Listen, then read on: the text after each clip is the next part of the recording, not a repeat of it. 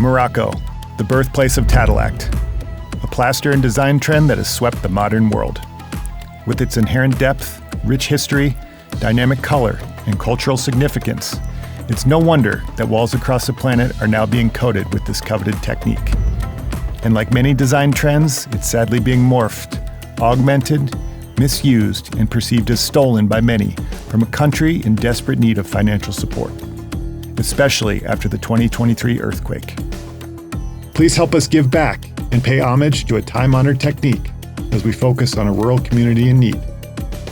With your help and the hard work of 10 plaster artisans from around the world, we'll visit the North African village of Ighels in April of 2025 to work alongside local craftsmen to restore the walls of a 500-year-old mosque, ensuring that the community, the Tadelakt technique, and structure can thrive in their original form for centuries to come.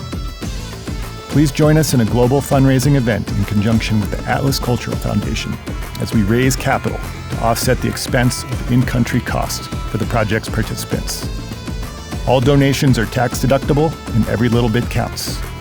If you're a designer, an architect, a plasterer, or a generous humanitarian, there's never been a better time to give.